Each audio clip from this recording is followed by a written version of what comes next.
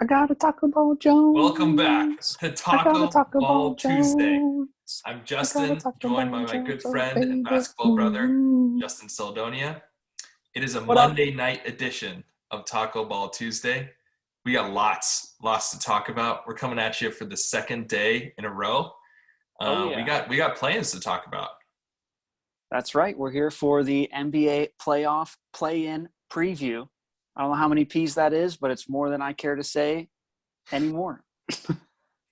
Yeah, so lots to talk about between.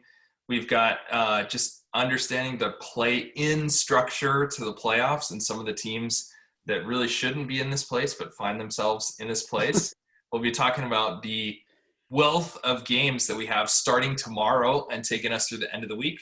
Then we'll end with some team-by-team predictions and talking through each of the matchups for the Western Conference playing games and the Eastern Conference playing games. Oh, I love it. A good, healthy dose of NBA on tap for tonight's episode of Taco Ball Tuesday. Yeah, we got a lot of work cut out ahead of us. So yeah, let's talk a little bit, Justin, about the play-in format. So before I share my screen and we'll pull up a visual here, just tell me, like, what are you looking forward to with this madness? Are you liking the change? Are you a fan of it? What are you thinking about the way it's structured this year? Uh, Personally, I'm not the biggest fan of the structure. I get that it keeps more teams interested or in it, and sort of promotes less tanking. Um, I don't know. I think it could be useful for maybe just that eighth seed, and they get uh, an opportunity there with a play-in. But I think if you finish, two spots clear of being out of the playoffs or like into the playoffs, so like seventh place, like you're two spots ahead of the first team that gets out.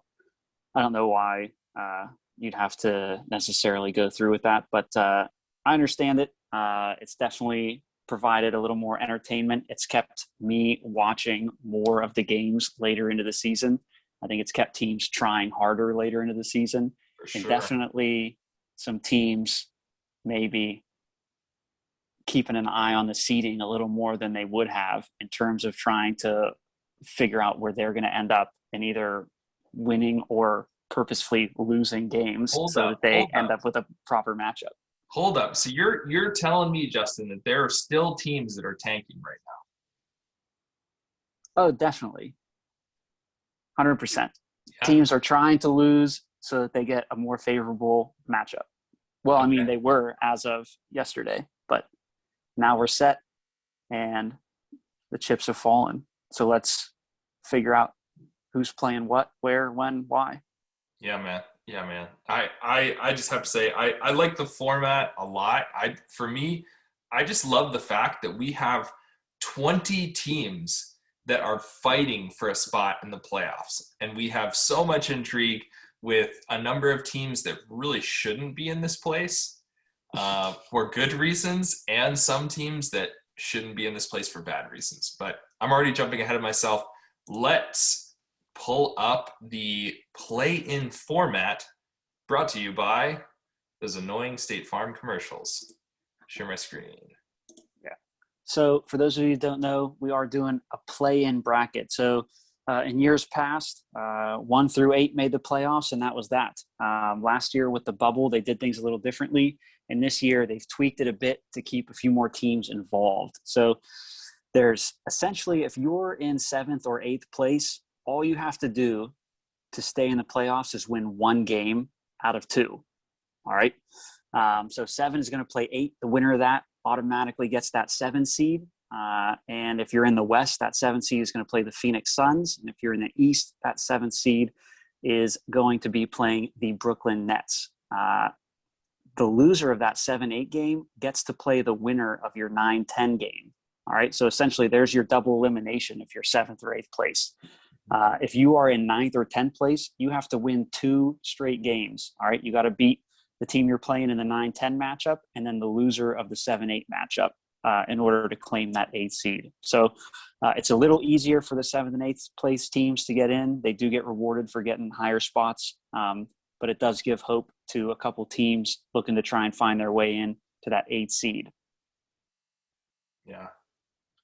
I just love, I mean, it's just wild for me to think that you could be sitting in that 7th place spot and you could lose 2 games in a row and completely bomb out of the playoffs. That just that thought alone gets me really excited to watch some of these games. I think it's a little,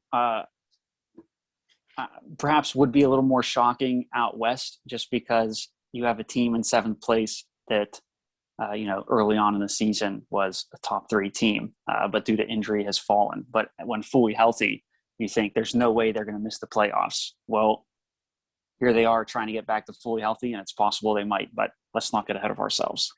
Yes. Speaking of getting ahead of ourselves, so we've got the play-in structure down. Now let's talk about some of these specific matchups that we've got that we're looking at here in the East and the West. Now, before we dive in and talk through some of these matchups in order, ascending order of spiciness and kind of intriguing factor, we would just love to hear, Justin, what are some of your surprises just looking at some of the seeds that we've got between 7 and 10 for each of these conferences?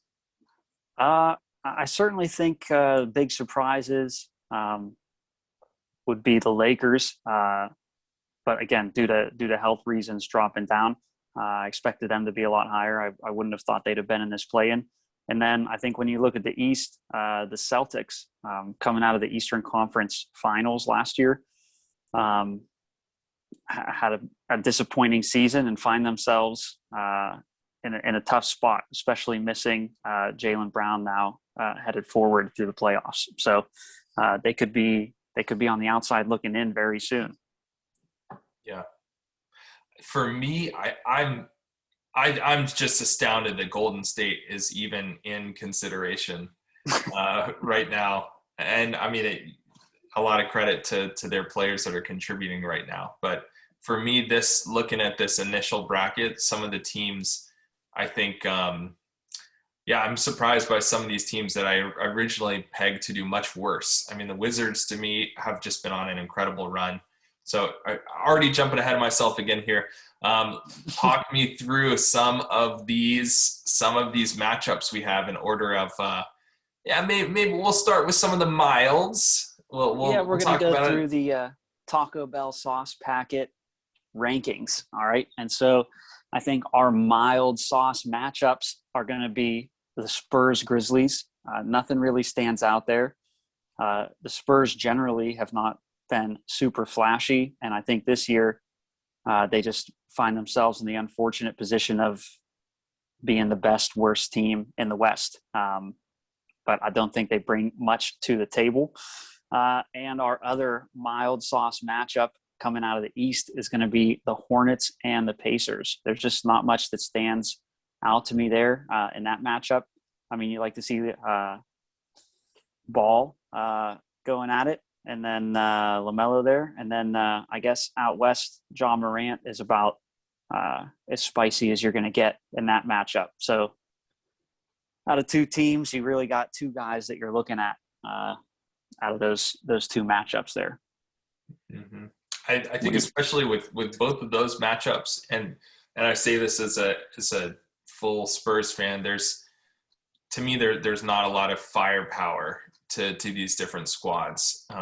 You've got Ja in Memphis, you've got DeRozan, you've got contributors, but just not the same level of star-studded rosters as some of these other matchups. I think especially for the Hornets, I'm excited for some of the guys to be healthy again, but I'm with you. I'm not sure how far I see them going. All right, so we've got those first 2. What's next up in terms of spiciness factor?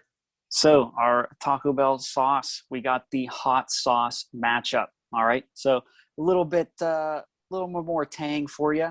We got the Wizards and the Celtics. I think is just slightly spicier than those first 2 matchups for a couple of the reasons I mentioned. Boston has sort of fallen and been struggling. They still have some pretty dangerous guys over there. Kemba Walker, Jason Tatum could make things very difficult.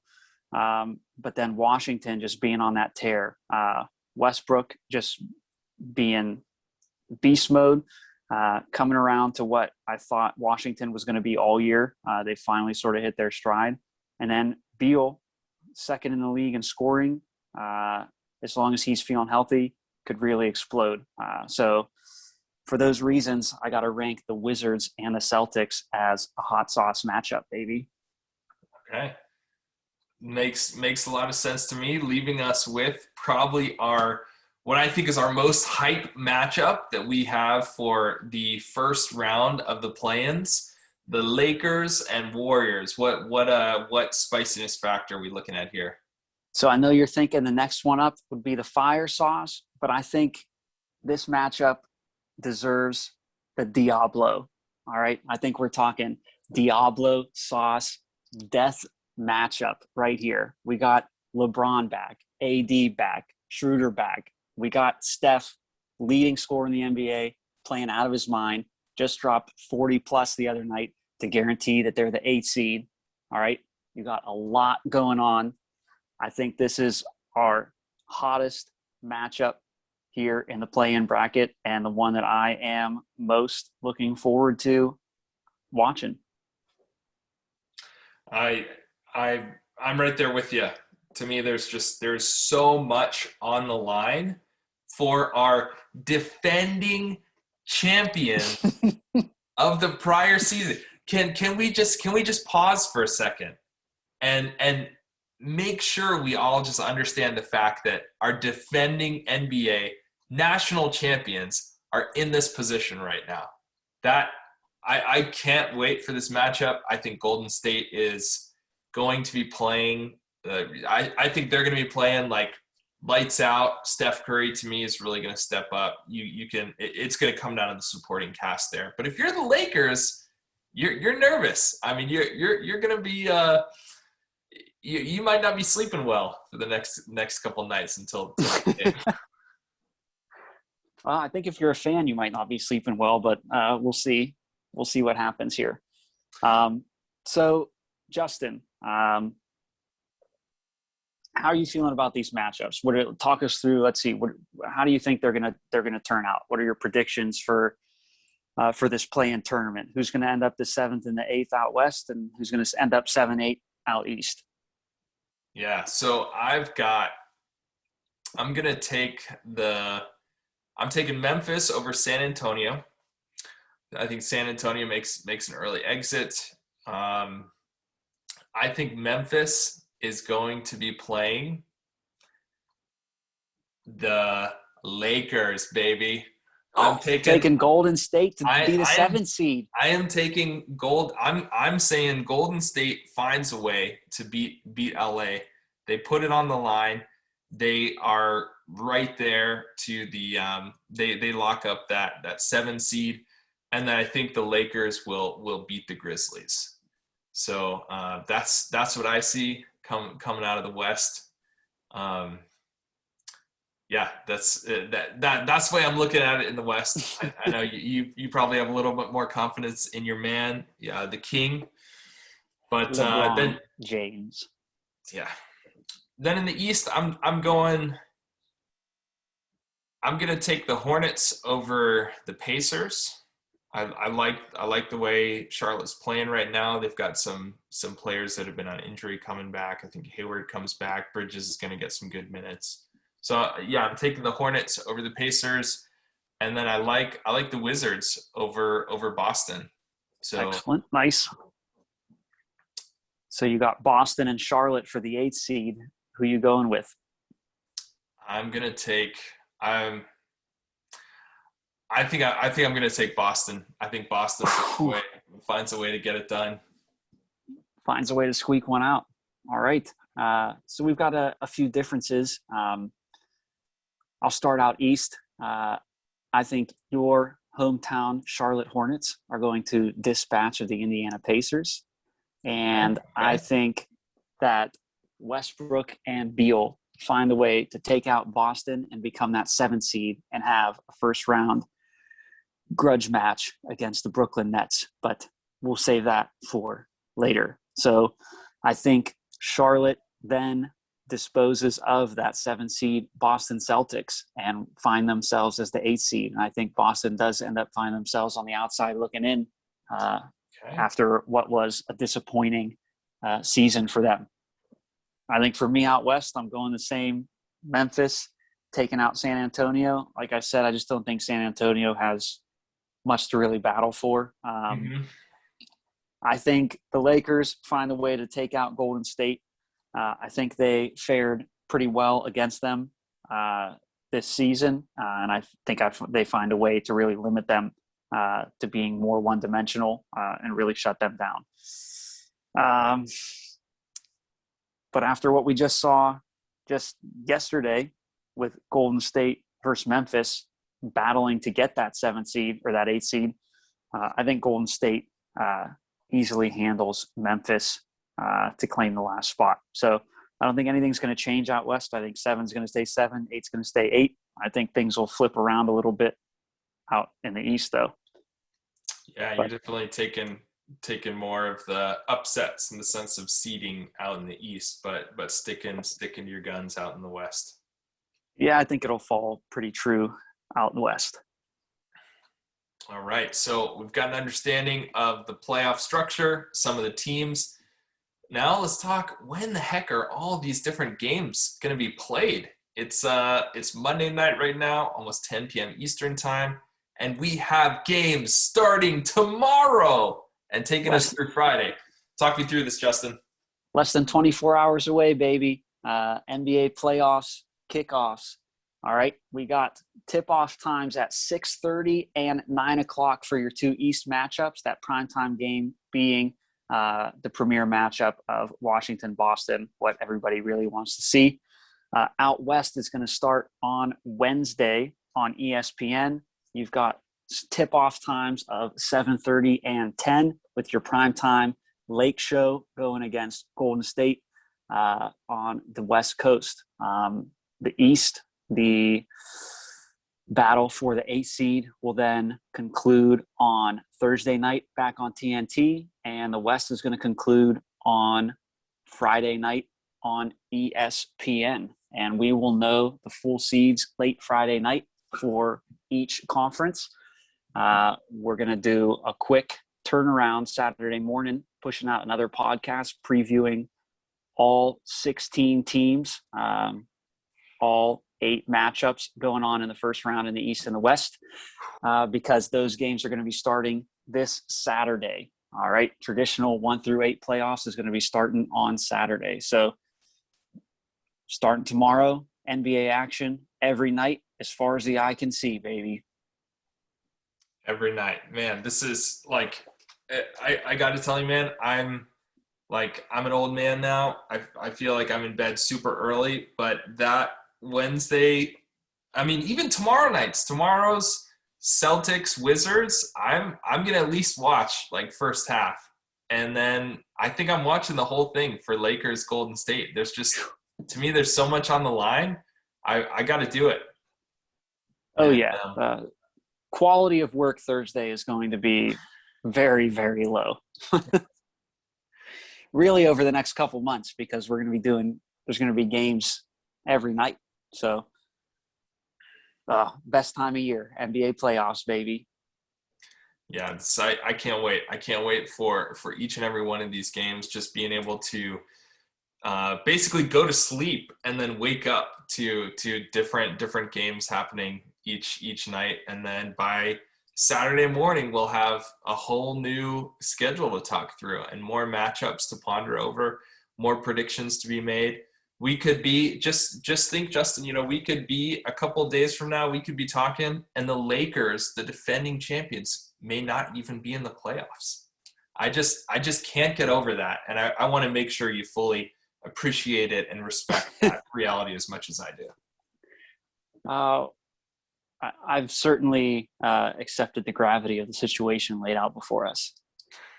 So with that being said, we'll be back with you Saturday, pushing out our full 16-team preview, all the matchups going on. In the meantime, for commentary on the play-in games, check us out at Taco Ball Tuesday on Twitter and on Instagram for all your Taco Ball content. We'll have commentary going through these play-in games. We'll have a new podcast out for you on Saturday. For my main man, Mr. Justin Ogden, and myself, Taco Ball Tuesday signing off. Thanks for joining us. Thank you. We got some basketball to watch. Let's go! Taco Ball Tuesday!